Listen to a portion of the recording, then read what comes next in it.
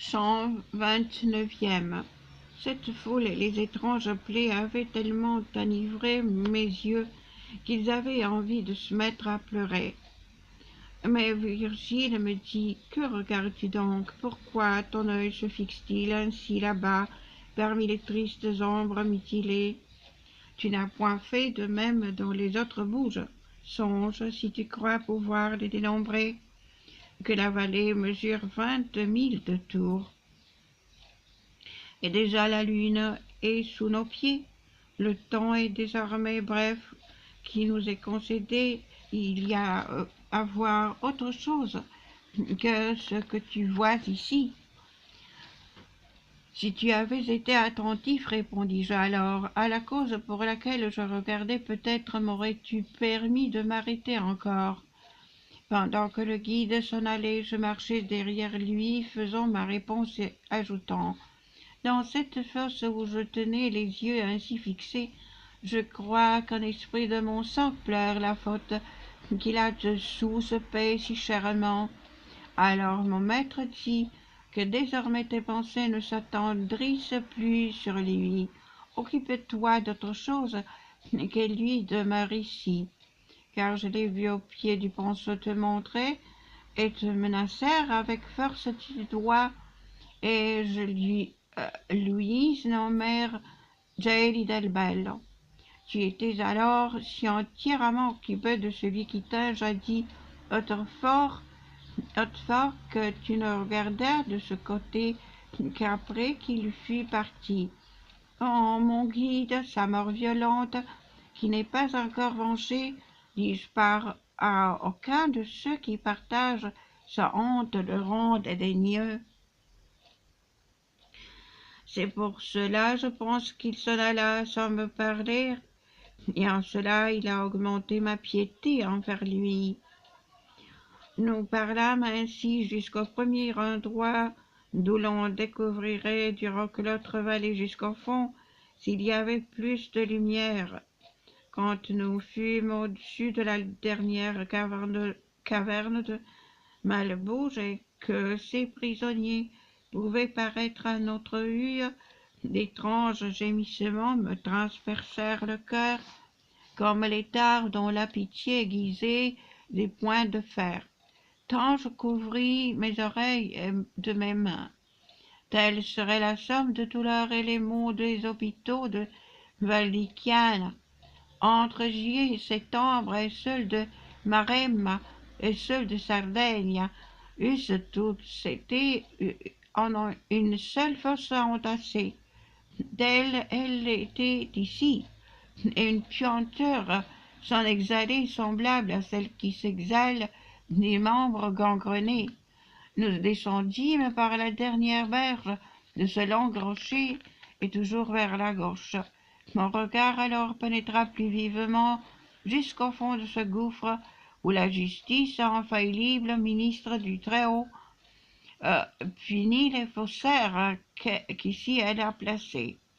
Je ne crois pas qu'il y eût plus grande tristesse à voir dans Égine le peuple malade tout entier, quand l'air fut si rempli de vapeurs malignes que les animaux jusqu'aux vermisseaux moururent tous. Et ensuite, cette race antique, selon ce que les poètes tiennent pour certains, reprit naissance de la semence des fourmis, qu'il n'y en avait d'ici à voir dans cette obscure vallée ces esprits souffrants amoncelés en différentes tasses. Tel gisait sur le ventre, tel sur les épaules d'un autre, et tel à quatre pattes se traînait par le triste chemin. Appelant, nous attions sans parler, regardant et écoutant ces malades qui ne pouvaient se relever. J'en vis deux assis, appuyés l'un à l'autre comme devant le feu. On appuie une tourtière sur une autre, et qui de la tête aux pieds était couvert de croûte.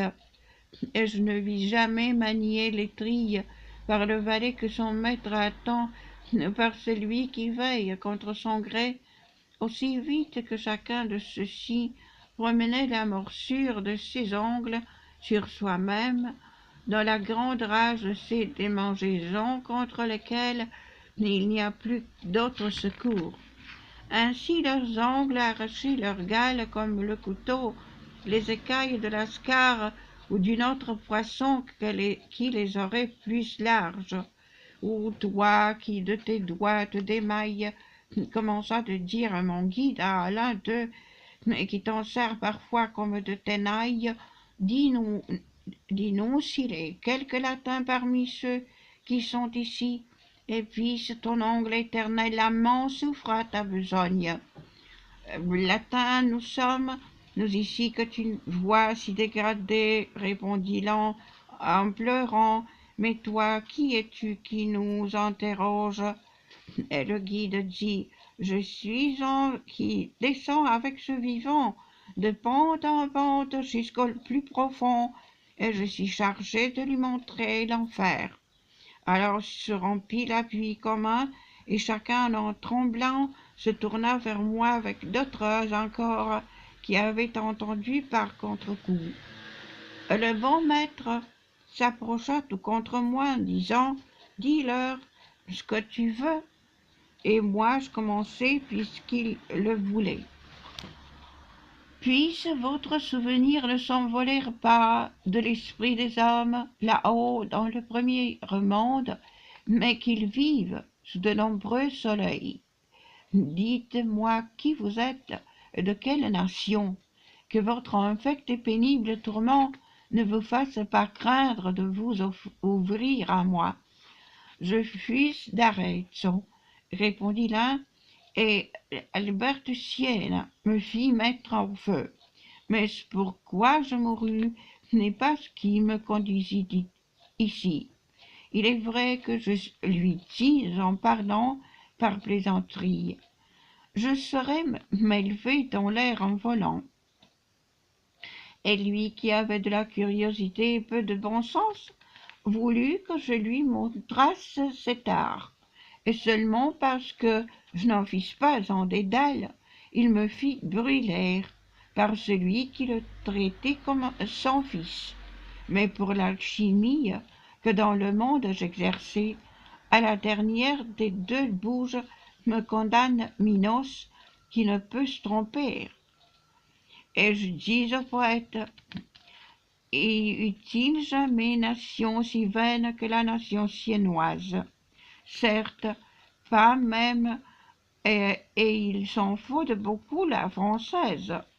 Sur quoi l'autre lépreux qui m'entendit répondit à mon propos, exceptant Strica, qui sut faire des dépenses si modérées, et Nicolo qui le premier découvrir le luxueux usage du clou de girofle dans le jardin où germe une telle semence, exceptant aussi la joyeuse société dans laquelle Cacera da Ciano dissipa ses vignes et ses bois et Abbagliado répandit son savoir.